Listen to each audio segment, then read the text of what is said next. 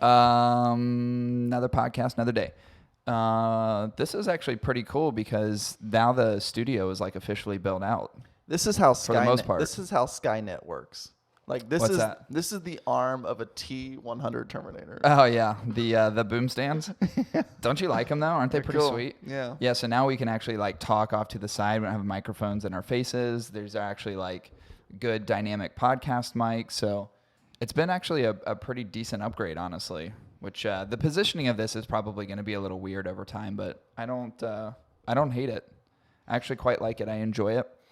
I kind of want to try a 360 and slap this bitch a 360 all the way around back to my face. Just flip it. Do sweet mic tricks. Yeah, man. We have a mascot down here, so my foster dog Caden is down here with us, and he's sound asleep on his dog bed, which is awesome. He's a very handsome boy, isn't he? He's really big. Yeah, he's not small. And he's he'll really get small. much bigger. Yeah. What's crazy is he's not grown into his head yet, and when he does grow into his head, we're in trouble because he's a big boy. I think he's gonna be 120. Yeah, 120 is about the weight that he should be.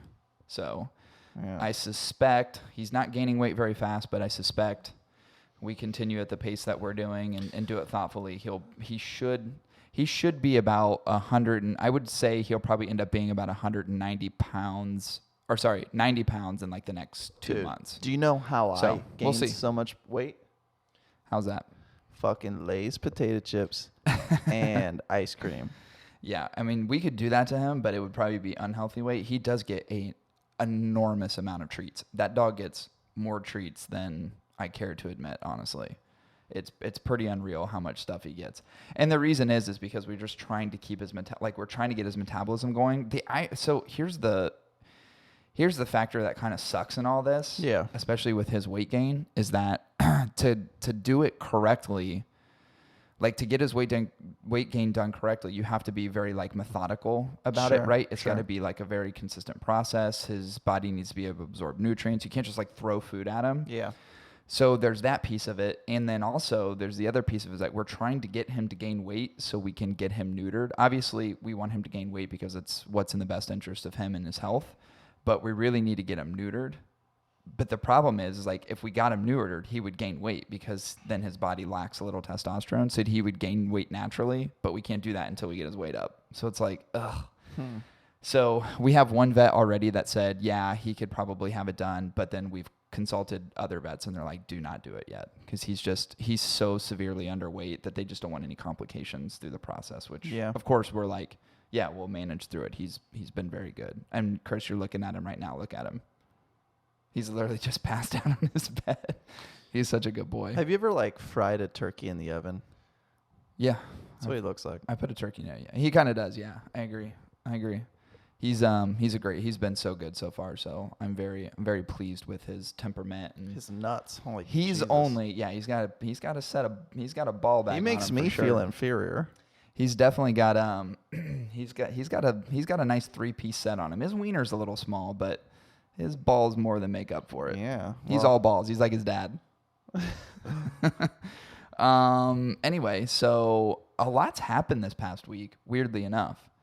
Like you moved into a new apartment, which is crazy, which is beautiful, by the way. Super swank. Thank you. I've had contractors in and out, changing jobs, doing all this stuff. It's just like the basement's finally built out, which is great. I think I'm about finished other than some really dope, cool cigar artwork I want to put up on the walls. But I think it turned out pretty nice. I think it turned out it's as good as I intended it could. It's 2 shades away from being a man cave. Yeah, for sure. It's like gun rack, gun case. Yeah, gun save. Porno desk. Drum set. Cigars. Yeah. It dude, it is. I mean, TV. it is pretty much, that's exactly what it is. Honestly, if I could smoke in here. Bourbon. If I could smoke in here, this would be 100% complete. But it's totally a man cave. Yeah, it is definitely. It's the man room for sure. The drum set was a last minute call. Honestly, I didn't know I was going to set it up in here. Yeah. But I recognized pretty quickly that I had the space to do so.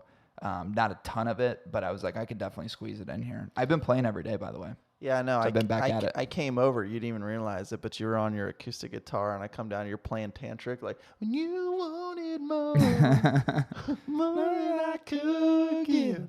I was like, damn, bro. Yeah, I don't even know how to play that acoustic guitar, so it just sits there.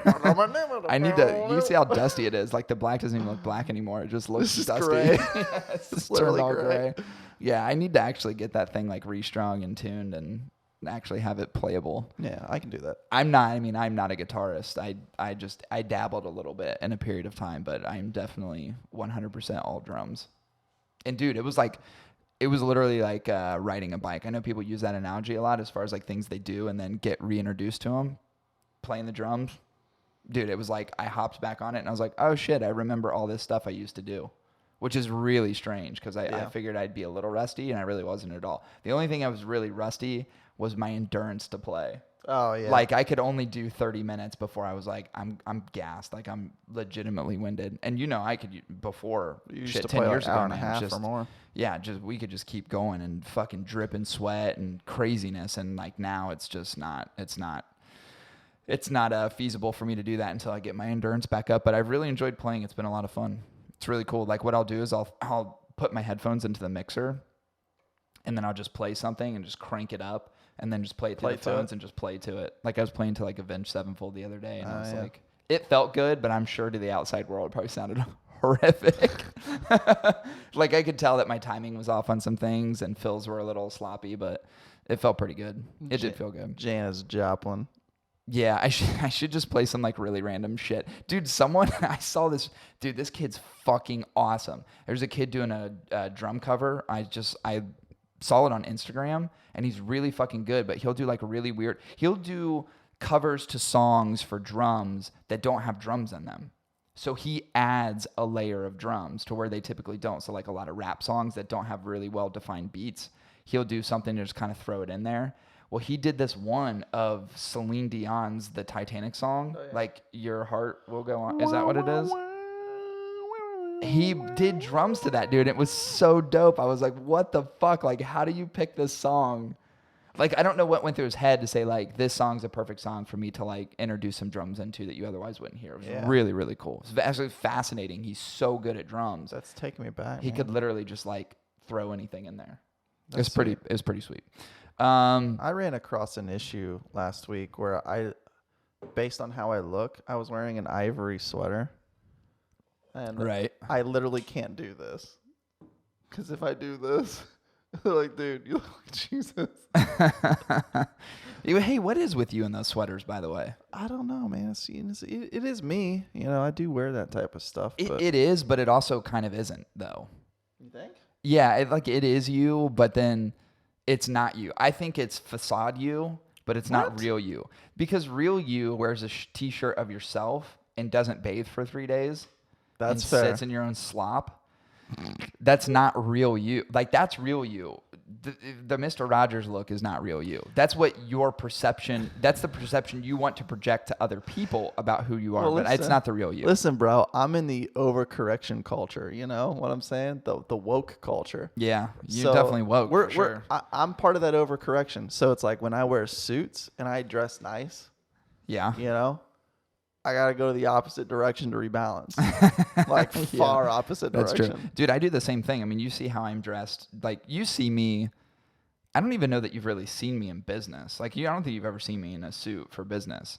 But, like, in business, like, when I'm conducting business with customers and through work, like, I'm always dressed nicely, right? Yeah. But as soon as I come home, dude, it's, like, ripped up fucking shorts, sloppy hoodies, like, dirty hood. Like, I have to balance out my life in terms of comfort. Wear these pee-stained whitey tighties that I literally purposely pull my dick through the pee front and just have my dick out. I give no shits. You know what I always thought was strange about the cutout, the slits? I've never used them. Is that they're there, but no one uses them. No one uses them. No one never used no one. one snakes their wiener through the slit in the front to take a piss. You know why? Because you basically still have to hold it open just like you would pull it down to pee. Right. So pulling it down is it's like a natural way to do it. So instead of doing this, because you can't just pull your dick through, because here's the thing. Right. For any of you that have frail wieners, Like the cotton closes. Dude, there's got to be like a PSA message for that. If you have a frail wiener, or like one of those attorney commercials. Yeah. If this has caused frail wiener. But what happens is so it's like a fold of cotton, right? And your wiener, you put your wiener through it, you pull it apart so your wiener go through. Well, now your wiener's out, right? Yeah, you can hold your wiener, which a lot of us do. I don't know if you single finger it or double finger or full on grep it if you've got some serious if you got a hog on man meat. Yeah. But the problem is the cotton closes on your wiener and it prevents you from peeing easy. Do you think there's a better way to slit that off? Because I think they don't take into account dick size, right? No, if they took into account dick size, you'd either make the slit bigger or you would have some sort of material that doesn't perhaps collapse back onto itself, which is what the cotton does, right? It's a curtain like this, and then you can just kind of do this with the curtain. Yeah. That's it. But it still collapses back on itself, essentially, which is actually a pretty uncomfortable feeling because I've never done it intentionally, but I used to wear boxer shorts. Been a long time since I wore boxers. Wear briefs now, of course. Yeah. But on the boxer shorts, there's always a slit in the front, and your dick piece would fall through the slit pretty frequently, actually. I mean, there was times where I was walking around and it was just out. It's like people are like, "Dick's out," and I'm like, "Fuck." Yeah. On those, it's a little looser base, but on like whitey tighties, it's not. I do like the idea of like a stage curtain approach. Where it's like it just drapes open. You just pull two strands of cloth that connect to the inner part of that's not a bad idea. And you pull it like this, and your dick just goes. It's almost like you have a drawstring to tighten shorts. Right. You could interlace a drawstring to open the curtain. Pull it out, and then just release it. Mr. Peanut comes out front and center stage. Dude, that's not a terrible idea. Huh. You know what I was thinking is that those pajamas with the butt flaps. I'm like, why not make a front flap? Sure. Yeah. You just make a little front, just peel it forward. Maybe you could even really do a front flap with like some mild Velcro. Or a zipper. Well, I mean, those are called pants. I just mean like a fucking camping tent, like. There's just a window. What if they had underwear? Because you know how tents you have the full cover and then you have the rain cover. Usually, like you can open just to have like the little slight I'll just mesh. pee through that. Yeah, you just have the slight mesh, like a filter. Yeah, like a pee filter. Pee through that. I was having this discussion with somebody years ago, but the topic was then kind of like re-brought up a few weeks back, and it was all about efficiency in the workplace. And I said, as soon as someone, I was talking to my father-in-law. We were talking about like people being on their phones because he runs a production line for gun holsters, which is fucking dope. It's like all leather working and shit. And you have to pay attention, right? Because there's so much that can go wrong in the process. It's a very detailed process. So the whole idea is like, no one can use you can't be on your phones. Like I can be on my phone. I work in an office, right? I'm just typing on a keyboard. I can look down at my phone if someone texts me or whatever, and I can respond. At their workplace, you can't do that because everything's like a production process, right? So you have to pay attention to things. So then I was like, well, what do people do as far as like the outlet for, being able to communicate to the outside world? He's like, well, people take smoke breaks. He's like, probably what most people do is like go and take a shit. Just in there for 20 minutes. I said, yeah. I was like, but someone's going to solve that problem eventually, because that problem is that you have people who are taking themselves away from their desk, which is taking themselves away from productivity. And of course, you have that 20-minute time period. And if you extrapolate that out over the course of a year, you realize how much lost time there is from people fucking around on their phone while they're taking a dumpy dump. So the whole idea was you build a toilet into your chair. You have a suction vacuum, some sort of sanitation system, to where as I'm sitting in this seat now, which you are doing too, it literally goes... Yeah. And it's like airplane. Like I literally said, I think the airplane type suction, if you were to build that into a system that went straight to the anus of every single worker at work, and I'm not saying we're not animals here. I'm not saying we're animals. What I'm saying is you could do that, also create a level of privacy, right? You have a curtain that goes around. Now the open workplace environment, perhaps not as conducive for this idea. It's like... But if you have an office or it's private, you close a curtain in, you just let that suck it right out of your anus, and boom. It's like, hey, John, how are those reports coming? Give me 1 minute. I'm wiping. Oh, you don't need to wipe. Not with this system. Dude, it will clean your whistle for you, I promise you. Oh, so a bidet as well. Yeah, I mean, you're going to get some splash action, then you get suction. So there's a suction mechanism, there's going to be a squirt mechanism, and there's going to be a drying mechanism, all built into the same thing. So it's going to be a 1, 2, 3 process. Oh, okay. Very sanitary.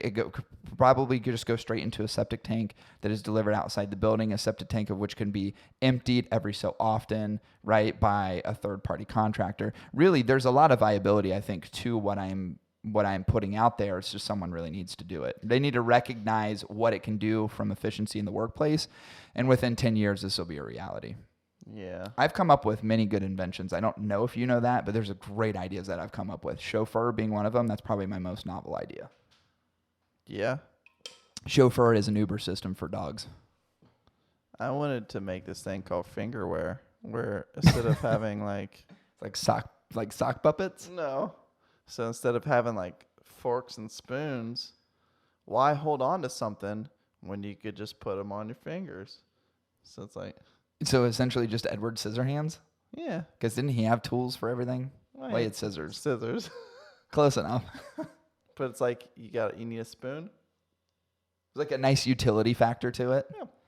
Yeah, that's true. I don't hate the idea. It's actually not a bad idea, but I think I've seen those before. Aren't those real things? You want to cut a steak? Well, you only have one knife typically. But if you put 4 steak knives on each finger, think of how much steak you're cutting. You have 4 steak knives on 8 fingers and you just one slit just each way. It's not a terrible idea. That's true. I like it. Those had to be some really sharp blades. So this whole coronavirus thing is one, to me, the exacerbation of it in the media is one, ironically funny, but 2, the other thing is like specifically with all the shit I'm dealing with at work, like I was supposed to go out to Santa Clara, California next week for a show and they had to cancel it. They're likely going to cancel our DC show. It's still on currently, but I just have to imagine that like there's already one confirmed case in Baltimore. And if it all spreads into DC, it's like no one's going to go, like they'll shut the whole show down. And I think it's only essential personnel at this point anyway. But what's weird, the irony of it, and I was telling you this the other day, is like the freak out's so big. And the reaction in the industry I work with is just everybody's buying everything up. So it's like in one day I saw like $330,000 of fucking displays because everyone's freaking out that there's going to be no displays produced because all the manufacturers are Asian manufacturers, right? LG, Samsung is all produced in Korea. NEC is produced, I think, mostly in Taiwan and Japan. I think mostly Japan. And then you have some of the other display manufacturers of parts, of course, coming from China and other like Sharp. Yeah. So it's like there's this immediate reaction in the industry. It trickles down to the end user, and they're just buying up all this inventory. So for us, we're like, God damn, we're having a hell of a March. March is great. April, probably not going to be that great. May, we're probably going to suffer a little bit. Like but March, no sales. Yeah, I mean, everyone's just freaking. And no one knows how to react to it. And I think the media makes it worse. I don't know that it's actually as bad as it is. And like, I give all the kudos in the world for our company to be able to react things appropriately. Like, we'd never freak out over stuff, which is probably smart. Like, everybody's very level-headed.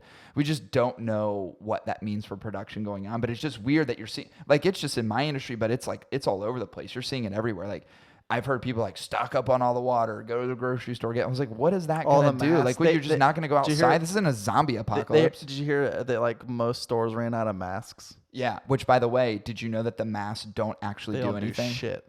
There's like 2 certified masks that they said will actually protect you from getting the virus. The ones that people are wearing, like the painter's mask or the medical mask, don't do anything. They're like, you're wasting your money, you're wasting your time having them on. This is not an airborne virus. It's an anal-borne virus, from what I heard, right? Yeah, you gotta lick a butthole.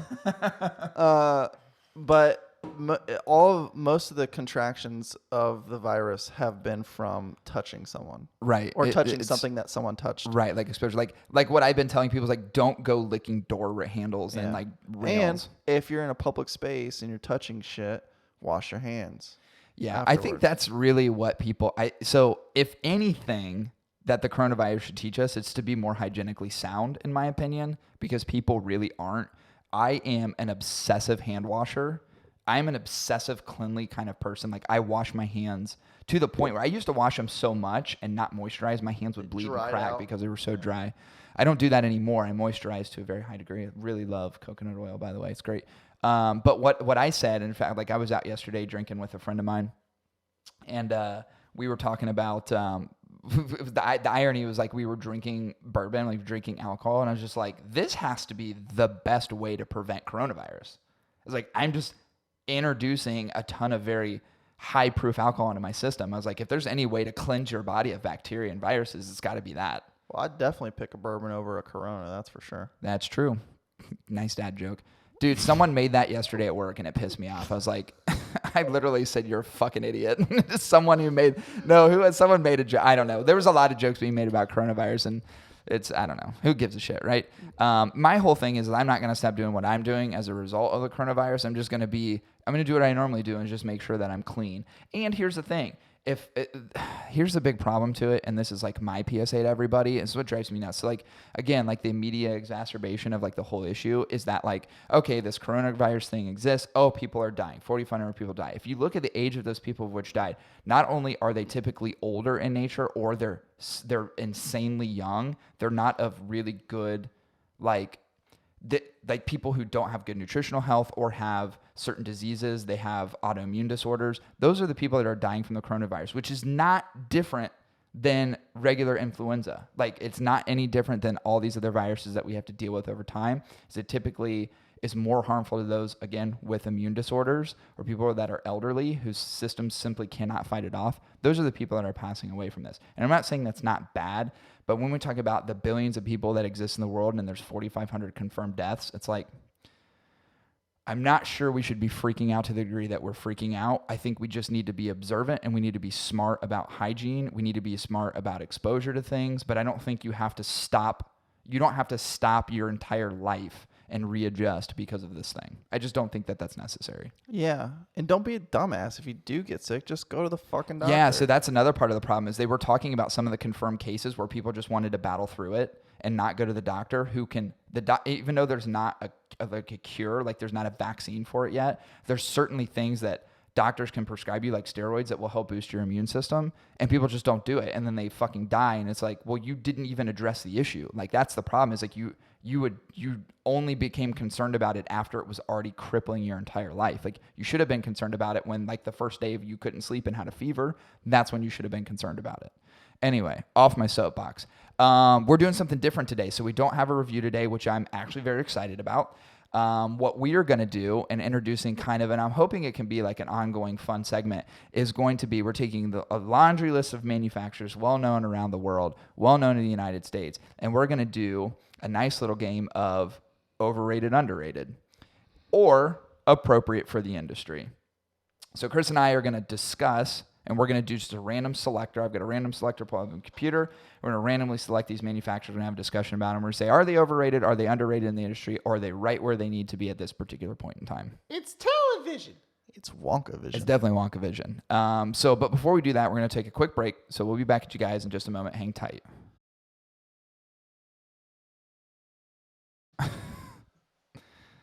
Well, if you are, hold on. Check. And we're back. Check. We got a pupper dogs.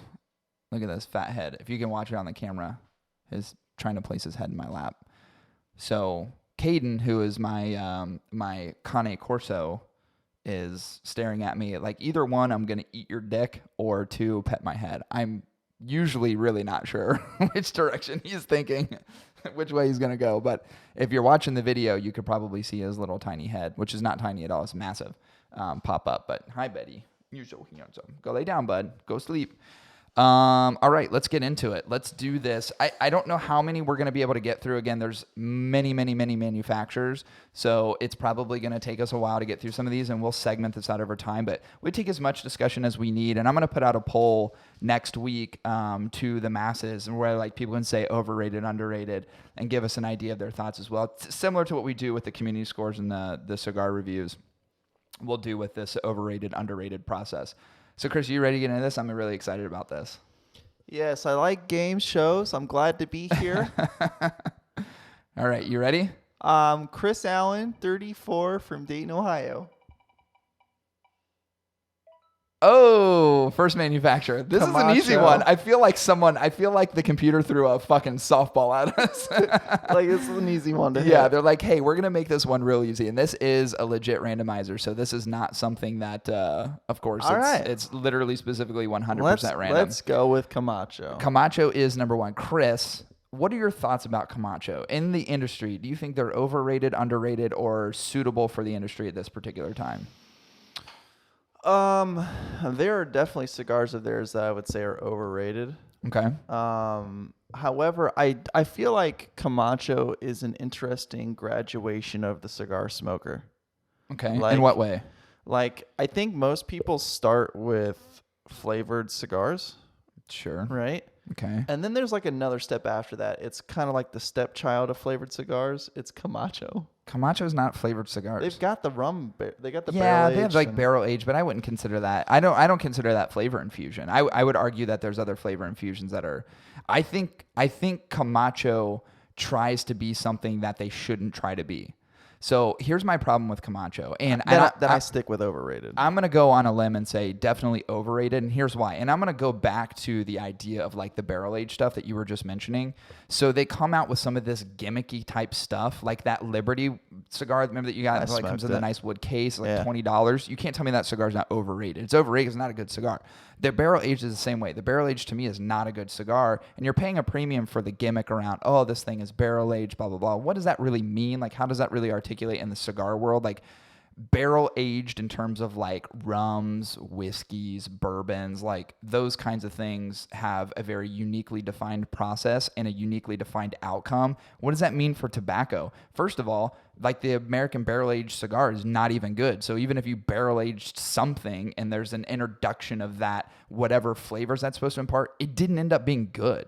And you're paying a premium. You're paying $12, $13 for something that's just simply not great. Now, Camacho is a brand I can get behind. Kimchi? Camacho. Isn't that like an Indian tribe? You know? I think Camacho is an Indian tribe. I don't know, though. Who knows? But I would just say in the cigars in general, it's like the redheaded stepchild of the Davidoff sub-brands, right? Like I would argue that Avo is a better brand, and I don't even like Avo at all. I think Avo's better than Camacho. I think it's a dud of a sub-brand that, in my opinion, there should be a disassociation with Davidoff, because I feel like Camacho's the brand that drags the other brands down. That's how overrated I think Camacho is. But they do have cigars in the $7 range. They do, but they're not good. No. So if you make a $7, $8 cigar that's good, I'm in. But they don't. And then they have cigars in the $13, $14 range. And then you have like the Liberty one that comes in the nice little wood box that's $20, and it's not good. I could argue that there's simply no good Camachos out there, and I could make it in relation to other cigars that have similar characteristics or similar style components that are going to be less expensive and arguably going to be a lot better. I think Camacho is definitely overrated. Okay, I agree with that. Nice little softball on that first one, right? Yeah. All right. So we both agree overrated. Let's move on to the next one.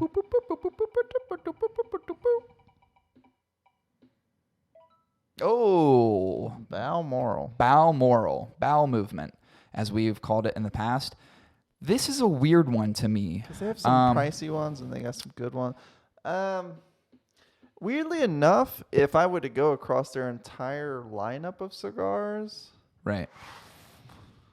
Ooh, it's teetering, but I feel like they're good. I think they're well represented for what you get. I kind of do as well. I don't want to go as far as to say overrated, and I don't want to go as far as to say underrated. I do think it's kind of appropriate for the industry. I think they kind of failed with the whole collaboration thing. They did the collaboration with Lito Gomez and released last year IPCPR, and of course they did the one that we reviewed, which was the what was it that they did with EP Carrillo, which I thought just fell right on its face. I was actually just insanely disappointed with the outcome of that cigar from a flavor perspective. And I don't want to call it a gimmick. I don't think it was a gimmick. I think it was actually a really good, thoughtful collaboration. It just ended up being not really but good. Like the Duetto though, that's such a goodie. No, the Duetto is I think the one I'm talking about that I didn't like. I like the blue one, the Añejo XO. The Añejo XO. I thought that was a really good cigar, and for the price point, it seems to be appropriate. I think there's more that Balmoral can be doing in terms of like marketing the brand and getting the brand pushed out there more. But I think they've done a decent job. I agree with you as far as they're pretty well represented. Like you can go to most humidors and find their stuff. Like it's not stuff that is hard to find on the shelves. Like they're pretty accessible, which I think is great. I would like to see more blends from them, honestly. I would rather them diverse a little bit more, but I think they're appropriate for the industry. I don't want to go overrated or underrated. I think they're about where they need to be. I think there's things that they could certainly do better, but it's not a brand that I'm turned off by any means. No, I agree with that one. Right.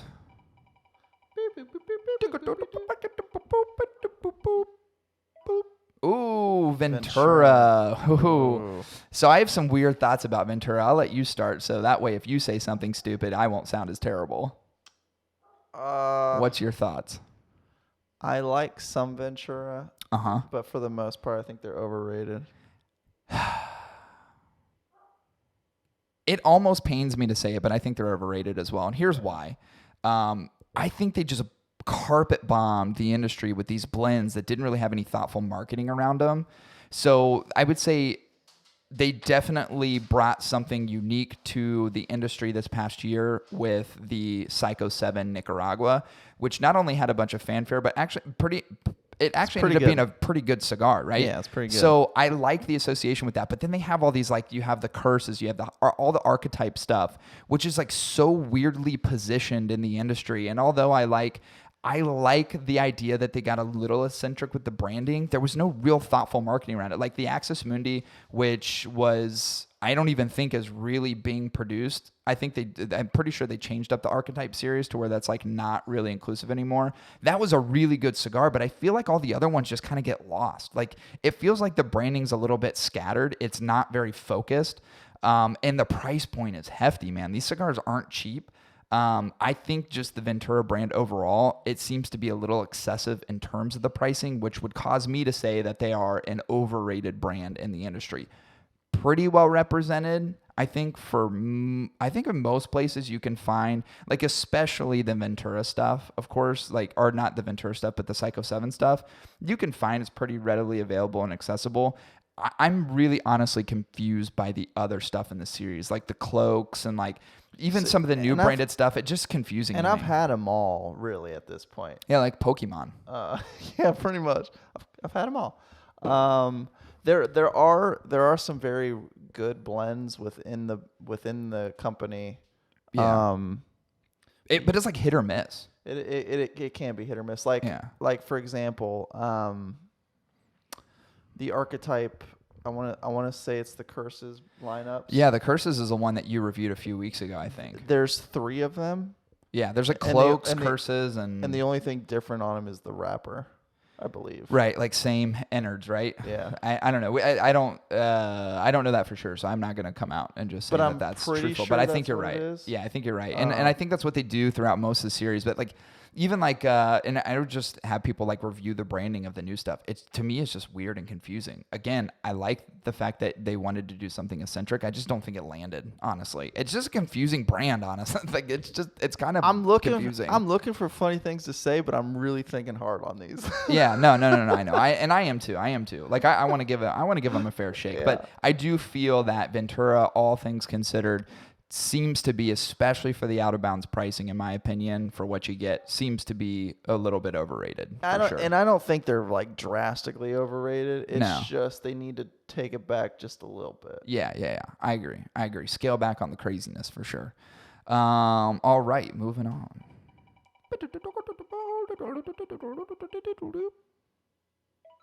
Protocol.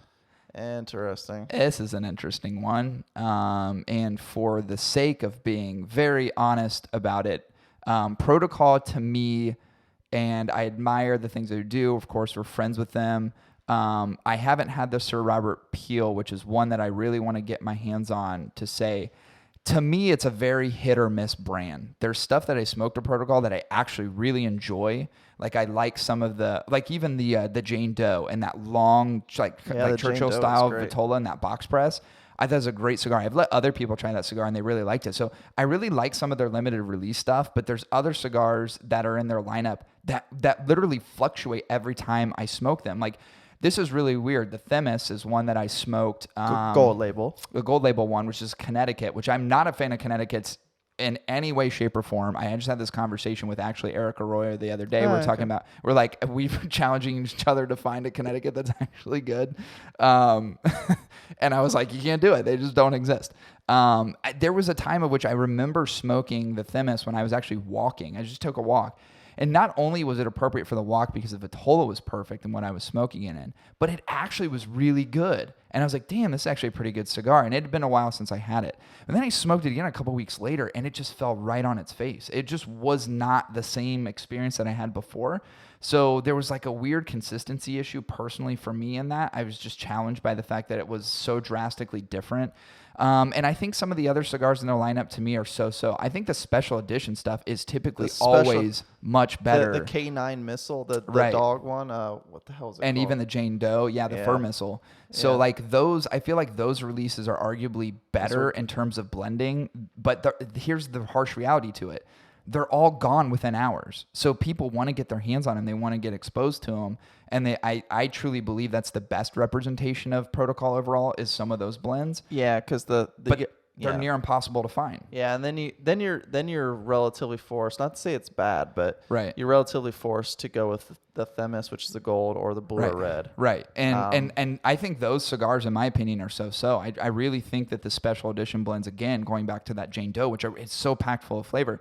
It's like that cigar, I feel like shouldn't be a limited release cigar. That's like something that you'd probably want on your shelves more often than not. And again, I've heard great things about the Sir Robert Peel. I just haven't had it. So I'm going to reserve judgment on that. But I would have to say their pricing seems to be pretty in line for like Vitolas that you get. But I would say just based upon the fact that these limited edition ones are the only things that I say are really, really amazing at like imparting good flavors, I'm going to say slightly overrated in terms of the brand.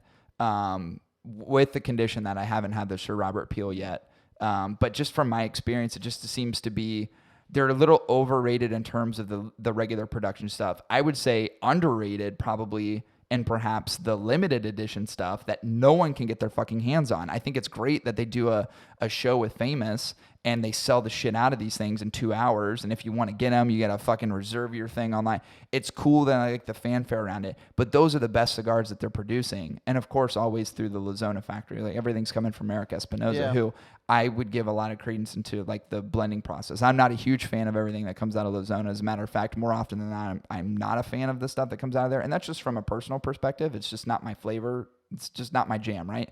But the stuff you gotta really love spicy Nicaragua, right? But the stuff that they do really well, I really fucking enjoy to a high degree, like the La Ranja Reserva and the regular. I mean, those cigars to me are like out of fucking bounds good.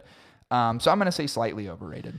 I'm gonna probably go with, I think they kind of hit the mark. I think the limited releases, even though they're slightly discouraging, and there's some type of like, I wouldn't say gimmick, but there's some type of event around them. Right. It's kind of par for the course in the industry. I think that's true. I think a smart cigar brand would do that just to see if there's any value in a new line to produce.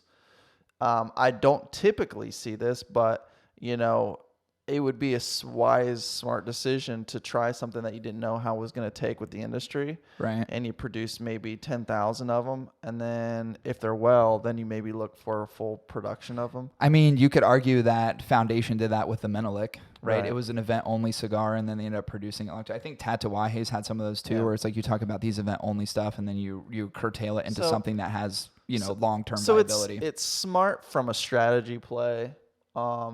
Slightly the event around it, I kind of get it. Yeah. I like the fanfare around it because you can really get involved in it and it creates a lot of hype, which I think is great. And again, I would argue that those are the better cigars that are produced under the brand. I love the Fur Missile. It's just like, to me, I'm challenged by the idea of it's like, if that's the best stuff you're producing, you should be consciously aware that's the stuff that you probably want to more often than not bring to the marketplace and not stifle the amount being produced. But I agree. I think the pricing is pretty on point for what you get. I'm thinking they hit the mark. I think they did good. So you thinking hit the mark? Good. I'm going to go slightly overrated. We'll let the collective community decide here in the next few days your guys' thoughts as well. Can you keep track of these? What have we done so far? We've done Camacho. Yep. I need you to keep track of them. I'm on it, bro. We've done Camacho was the first one. Then we had Balmoral. And then what was after that? Camacho was the first one. I guess I could go back through the episode later and listen to it. Is overrated. And then we did... Then we did Balmoral. Balmoral. Bowel movement. Oh, then it was Ventura, right? What did we say about Balmoral? I already forget. We said appropriate for the industry. That's right. Yeah. And then this one. Protocol. Yeah. But before that, we did Ventura, which we said was overrated. There we go. Cool. All right. Now we're back on track. I was like, man, we really need to keep track of these, right? I got to pull out a fucking poll. So we got to make sure that we're doing it correctly. So on this one, I'll say hit the mark and overrated. Yep. Okay. I'm on it. All right. All right. On to the next one. I like these. These are fun. Moving right along. And what do we got? I'll take Cohiba for 500. And now here's what I'll say. We're talking about in terms of accessibility. So we are not talking about Cohiba in terms of the Cuban-produced product, but we are talking specifically around anything that is produced in Nicaragua or other facilities across the world. Really? This is sans Cuban Cohiba product. Really? This is going to make this conversation real easy. Touchy. Well, it's going to be, it hurts my soul because I'd like to talk about the Cuban ones. I mean, we can talk about the Cuban ones, but I don't want to rate the Cuban ones. I will say this way. I do feel that the Cuban Cohibas are, for the most part, overrated.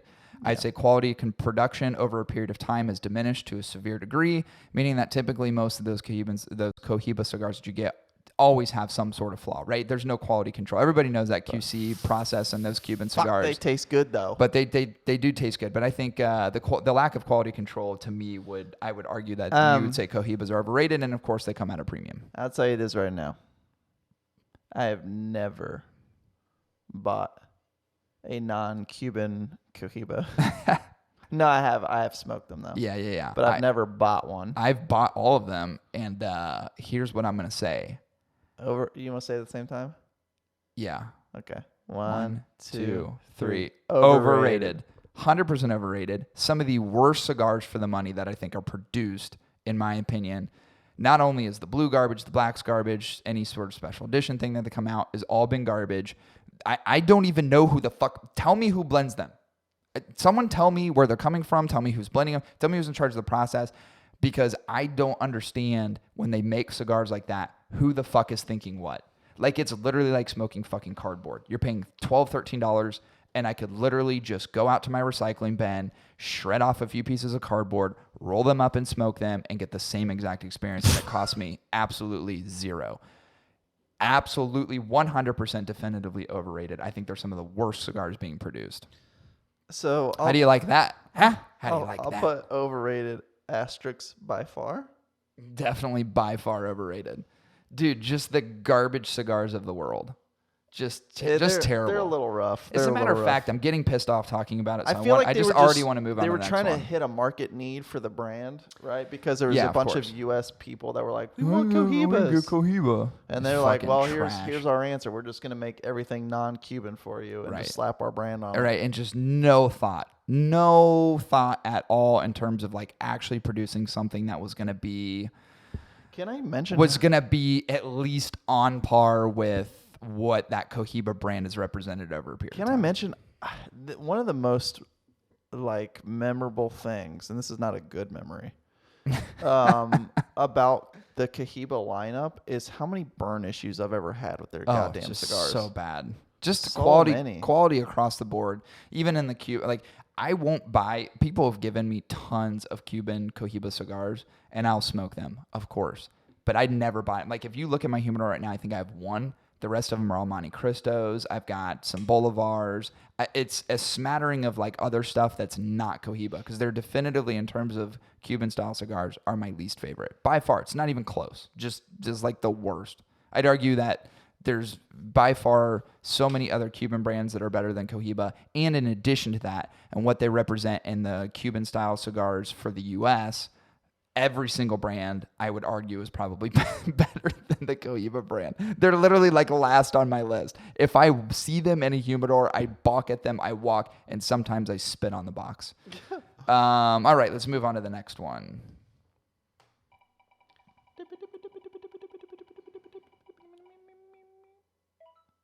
LFD. Interesting. LFD. I'm going to tell you this right now, and this is with pure confidence. I've smoked anything from a $8 LFD to a $20 LFD.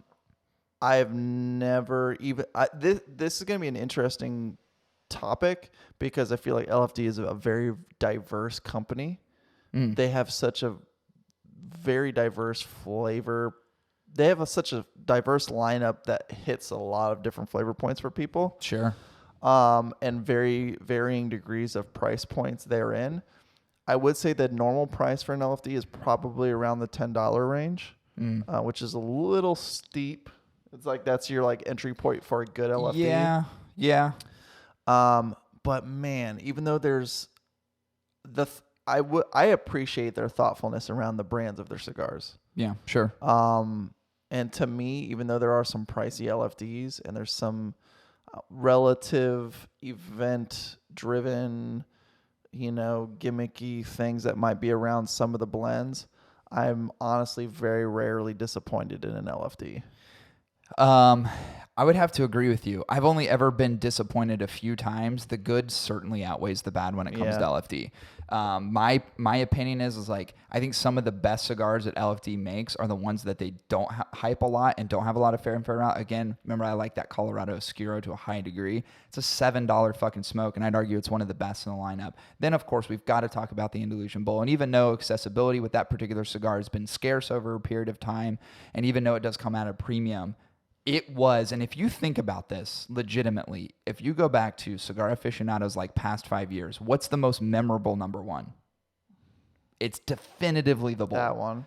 The Bull is definitively the most talked about cigar aficionado number one cigar of the year for the past, I would say even argue in 10 years time, maybe not 10 years, but I would say at least in like the last 5, 6, or 7 years is the one that's probably most notable. It's the one that people continue talking about. So even from like consistency's sake, you talk about the Lennox, the La Avocada, you're talking about like Airbender. They have all they have all these fucking great cigars that people really attach to and love. And here's one thing I love about when I talk to people about the LFD brand overall is every single person always has like their number one LFD cigar, and it always seems to be different than the other person I talk to. Totally. That's fucking cool. It's not this one definitive thing that they've come out with that people fall in love with. It's a smattering across the board. Like for me, my favorite is that Colorado Oscuro. But if I talk to someone about that, they're like, oh, that's your number one? Like my number one's this one. Like no one else is saying the Colorado Oscuro. Like I'm the guy who's saying that, where it's just weird to me that they're a brand that's so well represented across the board and everybody just kind of loves their thing. And it's cool talking to people about it because that's typically the conversation. Of course, the Bull is always the one introduced first in that conversation, and that's kind of where it all sparks. But I'd say overall as a brand, I would say, I'm going to say slightly underrated just because for the most part, their stuff is not only super widely accessible, but most of it comes in at a very reasonable price point. Their stuff isn't very out of bounds. The stuff that seems expensive is the stuff that they really do a lot of marketing and branding around. And by the way, let's reverse the conversation saying that Lito Gomez, being the master blender for LFD, is probably one of the most famous blenders in cigar history in this particular period of time. Like no one doesn't know that name. Yeah. I'm going to go with slightly underrated for LFD. Yeah, I think they're hitting the mark. I think they've been around long enough that they've kind of figured out the formula that works for them, and it's very receptive in the industry. I'm going to say they're on point. I think they're really on point. Yeah. Cool. All right. Love an LFD. Let's do one more, and then we'll finish this podcast out.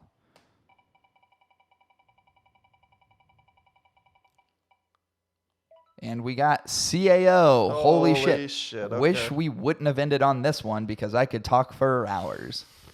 You want to do a 1, 2, 3-er? Yeah. 1, 2, 3. Overrated. CAO is definitively an overrated cigar brand, and here's why. They just not good. They're just not good. They just not good. There's some cigars that are good in the lineups. I do like some of the Amazon edition stuff. I like the Anaconda. Didn't really like the newest one. It starts with a C. I had it. You had it. I just the Vitola is weird. Now, and I will say this. I'm saying overrated, and this was the very first cigar that I ever smoked was a CAO America. It was the very first cigar I ever smoked. I was in love with CAO for the longest time. As you begin to develop a palate, of course, all the introduction of some of these boutique brands where I think they're really challenging themselves to come up with unique blend, not only unique blends, but stuff that is insanely palatable. I think those brands just eclipsed where CAO could ever be in terms of that blending process. And of course, CAO is, I would argue, is a shell of itself of what it once was when it was really being run. You have John Huber over there. I know Miguel was there. You had a lot of these people in the industry that worked for CAO. Wasn't Pete at CAO? There's a lot of people at CAO at one time that made the company what it was at that particular period of time, and it's just a shell of itself now. I don't think there's any unique blending that's being done at CAO. I think everything is all marketing driven, of course, because it's under the General Cigar brand. I just think CAO, again, isn't once what it was before. I think it's just come up with something created, put it into the market. We don't care what it tastes like. Just let's hit the numbers. Let's hit the numbers. Let's hit the numbers. Let's hit the numbers. That to me is like there's just no thoughtful intentionality around the blending process with CEO. It's just mass produced. Let's get it to the market. The brand speaks for itself. It's been out for a long time. People understand who it is. And I would even challenge to say that like true cigar, like very knowledgeable smokers or people I would say are aficionados in that sort of term would probably agree with me in saying that CAO would be overrated. I think it's the mass amount of people who are like weekend cigar smokers, go to the golf course. People who go, oh, I'm a cigar smoker, who aren't really cigar smokers. Those are the people that are typically probably smoking CAOs more often than not, and probably a little bit of the older population in cigar smoking too, just because they have been a reputable brand name for a long time. They're very recognizable. But I would argue that their cigars just aren't that great. There are a few cigars that I like, right? The Bogota, that's one that I just like great. Absolutely love that cigar. I would argue like for the most part, like the Pilon's pretty good. I would argue for the most part, they're the cigars. I would say 75% of them are just not even palatable. Like the CAO Vision that I just continued to struggle with. And I keep buying them because I'm an idiot. Yeah. Their price point's not hateful. We'll give them that. Right. But yeah, it's just, I don't know what it is. Maybe, I don't know. I don't want to be too presumptuous when I say this, but I feel like they've reached a status where there's just too much complacency.